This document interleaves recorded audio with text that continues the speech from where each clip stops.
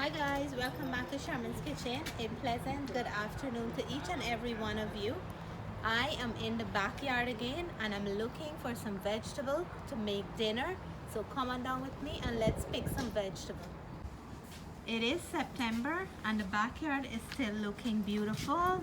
I have to take off my gazebo cover because it's getting windy and cold, and soon I won't be able to sit outside to have my breakfast and dinner. So let me show you guys what we have so far. My cucumber plant is dying out because the weather is getting cold and it can hardly hold up to the cold weather. I have one more here. As soon as I pick that one, I'm gonna remove the plant and start cleaning up the garden. But it's a sad time for me when I have to do that. My mints are giving flowers, and that's when it comes to fall, they always give flowers. I still have some nice young one between that I have to pick some and dry them for the winter months.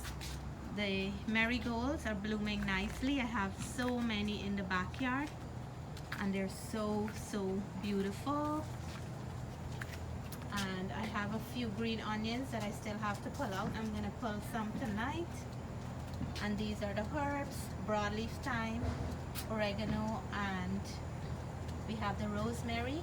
I'm going to be doing a video for a rosemary recipe. My edibles are still coming there, and my sweet potato, and some more edibles in between. Strawberries, as soon as they ripen, the squirrel is picking them out. And the tomato plant is dying out. And guys, believe it or not, I know it, that I would have been able to get bora before the end of the season. So I have two here. I'm still thankful for these two. Yesterday they were like this big and they're growing very fast. So I'm gonna let them grow fully and mature well before I pick them. And I have to water the garden right after I do some harvesting. And my pepper plant here is downloaded. The squash vine took over it. I have some pepper in here, and I'm gonna be picking a few as well. And check out these beautiful marigolds. So many. Look at that. The plant was so heavy that it broke, and the flowers is right down to the bottom. Look at how many flowers I have, and these flowers, they last a long time. We have the yellow and the orange. They stay a very long time, and this is how the garden is, still green and lush. So let me start picking. I'm gonna start from this end. So we're gonna start with our okra, and this is my third set of okra that I got from these two plants. Look how nice and big this one is. I'm gonna leave it in my freezer, cut it in two to put into fish curry or some cook up rice or something like that. I have another one here, and I'm picking them before they get hard because I want to enjoy them. And there's a lot more still coming. There's one here, and these right here, there are more. So I am very proud of this two okra plants. So these karela are not too big and they're perfect for Kaloungy. So I'm going to be picking them because I want to cook the Kaloungy nice and whole. I'm just trying to find a good place here to. Look at this. I think it is ready. See how nice and smooth it is? This one is smaller than the other plant.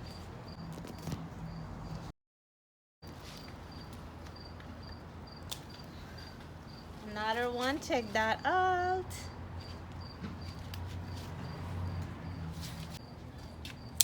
This little Kaloungy will be for Natalie. She loves Kaloungy. And believe it or not, this girl loves karela.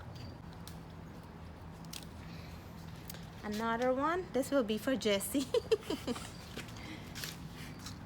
Oh, daisies. And this will be for Matthew. So we have one for each person. Look at that.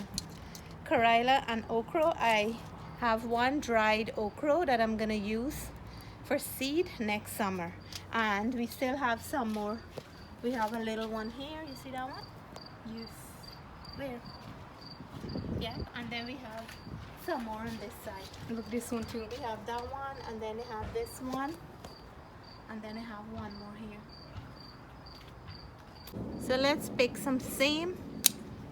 One bunch of same, and I already have some in my freezer. I'm gonna add these ones to that, and we're gonna make a nice same today.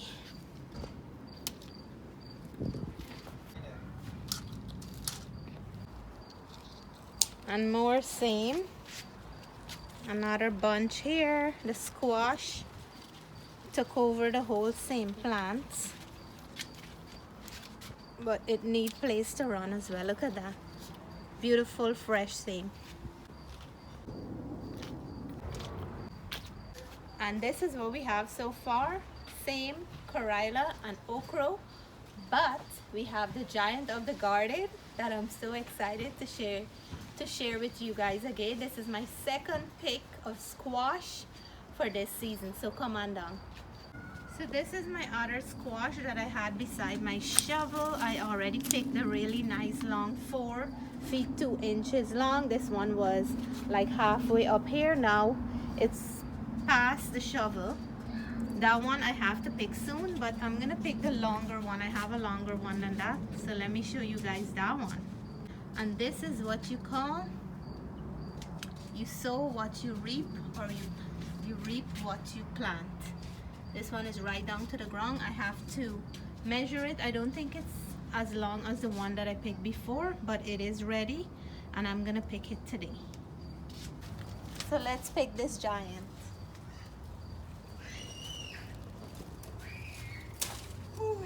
See Daisy, giant and the beanstalk.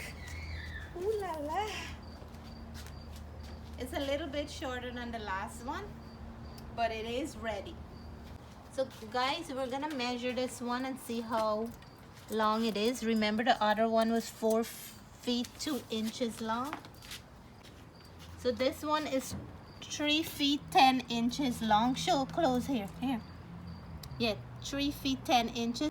So this one is a little bit shorter, but it is fatter than the other one. Was skinnier, but a little bit longer.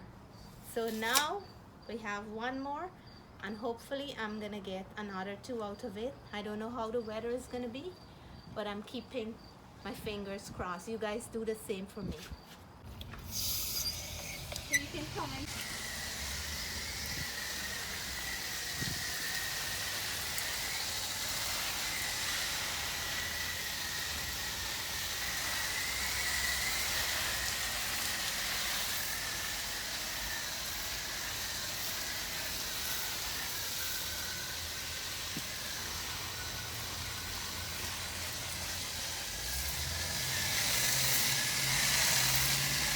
I like to water my plants in the evening, and today was a hot day, so I soaked them up well.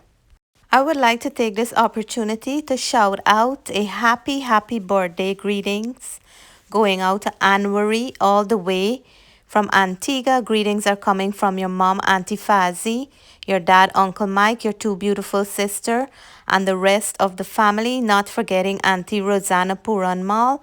Greetings are also coming from me and my family and the YouTube family. We would also like to shout out a happy belated birthday to Amanda from your mom, Auntie Dato, your dad, your brother and sister, all the family, and also from me and the YouTube family. And for everybody who's celebrating a birthday this week or an anniversary, we wish you a happy one with many more happy years to come.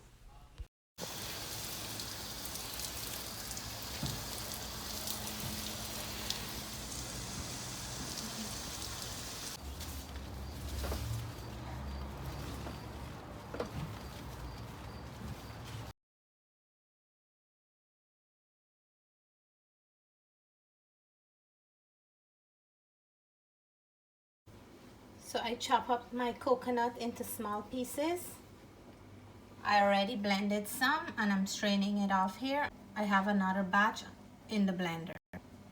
And these are some of the fresh ingredients I'm preparing to add to our kaloungy. I have here some fresh oregano from the garden, fresh green onion, some garlic, fresh broadleaf thyme, or like my Trinidadian friend would say, pudina. And I have some fresh fine thyme. I wash everything. I'm gonna blend everything up to make a curry paste. So today we're gonna be making our kaloungy with our freshly picked karela from the tree.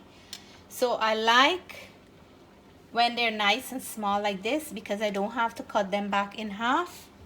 So I'm gonna go ahead and do them whole like these. So let me show you how I'm gonna prepare these. So what I'm gonna do, I'm gonna make a little slit right at the bottom here, and we're gonna remove all the seeds inside of the karela. You have to take your time at this point because we don't want it to break up. And these ones, I picked them just in time because I can see that the karela seed was getting ripe inside. Lucky I picked these. They weren't the big huge karela.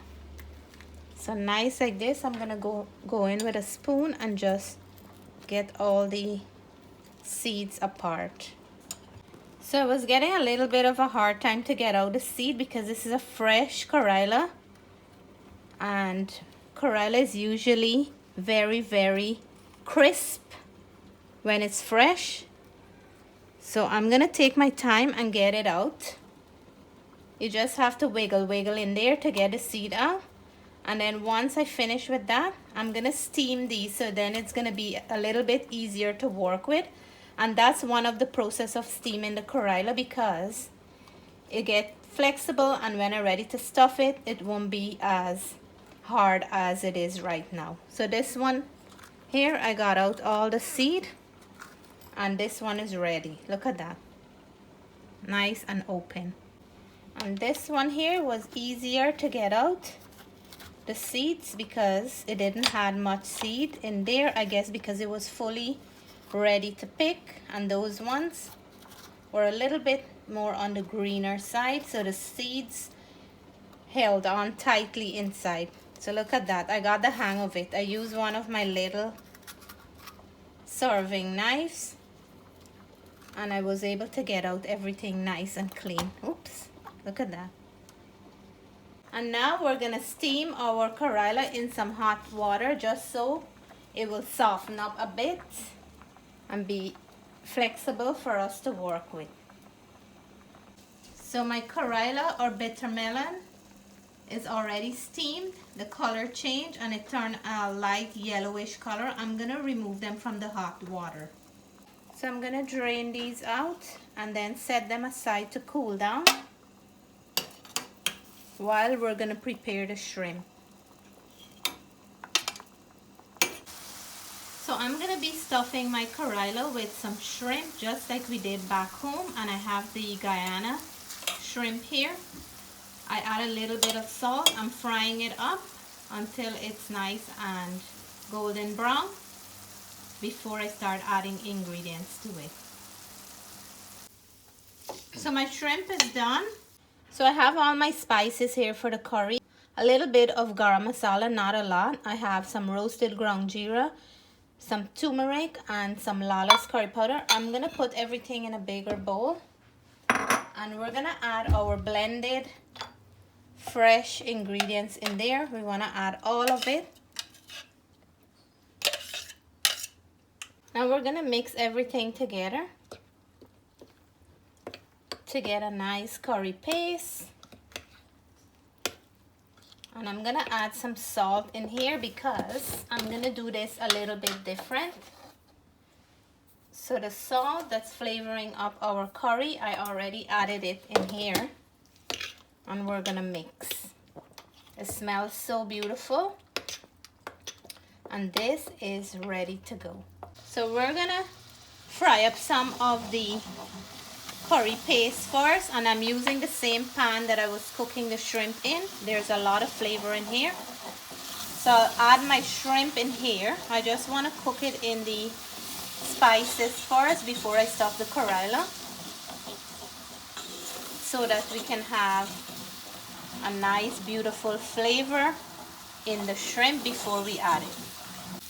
So now we're gonna do a dry bungee. See how nice and dry this becomes. We're gonna add our shrimp back in here.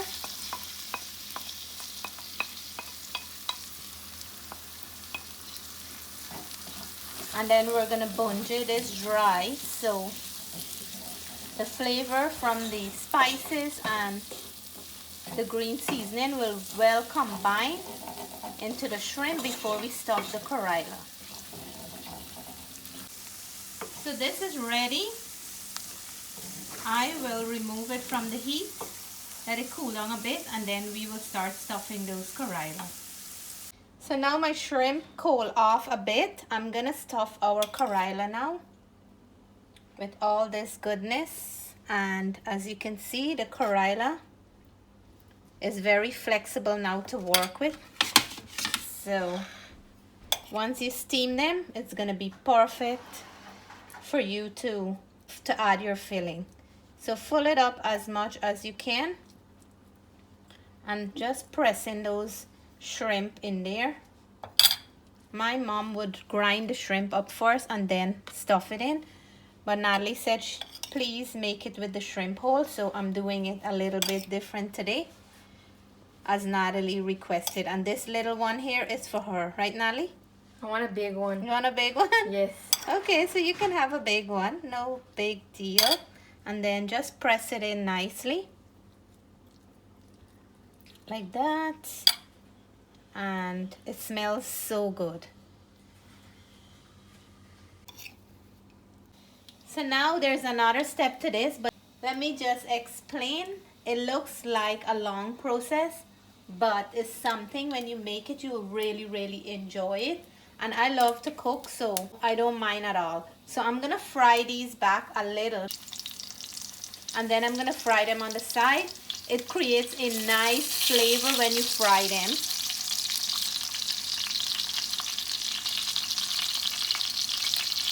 So once they brown up a little on the bottom, then we're gonna start flipping them to the side so the sides can get that nice brown color as well. So they're fried up nicely. I'm gonna remove them back from the oil now. And then we're gonna do the final step. So now I add the remaining of the curry paste into the pan. We're using the same pan all the time. There's a lot of flavor in this pan. And I'm gonna fry this up until it's nice and brown. I'm gonna add a little bit of water in here because the pan was so hot. Now everything is sticking to the bottom. So I'm gonna add a little bit of water just to get out everything from the bottom of the pan. We're gonna mix this up. So I just added some coconut milk into the curry paste to create a nice creamy sauce, and this is a must for Kaloungy. You must cook it with coconut milk to get that delicious, creamy, unique flavor. I'm gonna let it simmer for a bit before I go in with my Kaloungy back into the pot, and I'll let it cook on low to medium heat until it's done and thicken up nicely. So we're gonna add our stuffed karela back into the sauce, and this sauce is gonna add so much flavor to it.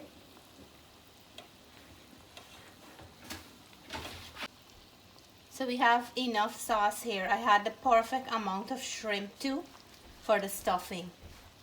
So my Kaloungy is done. I can let it go down a little bit more so it can be with less liquid, but I love it with that nice creamy rich sauce. I'm gonna plate up and let you all know how it tastes. So here is my plate, just a little bit of rice and one of those little karela. I'm gonna dig in and let you guys know how it tastes. And here is that moment we've been waiting for, that beautiful Kaloungy garden fresh karela and some Guyana shrimp. So just a little bit of rice because it's dinner time, I'm gonna take a piece of that karela, see how nice and soft it is, and just mix it into the rice like that. This really needs fingers to mix up. And I'm gonna take a piece of this purple onion and go in for a nice bite for all my friends who didn't had Kaloungy for a long time. Cheers.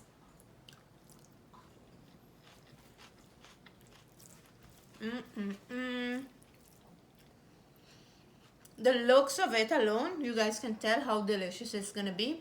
It's garden fresh organic karela, so it is bursting out with flavor. And the shrimp is from Guyana, that nice coconut milk combination with all the beautiful ingredients. It is a beauty in one plate. I wish if you guys can taste what I'm tasting. Most of the time when I make it, I would crush up the shrimp. But today, every bite that I make here, I'm getting 1 or 2 shrimp. I'm biting into shrimp, which is amazing. Have the perfect amount of pepper and all the flavors needed in here. So thank you guys so much for watching. Hope you enjoyed the video beginning to end. Take care. God bless. We love you guys. Bye for now.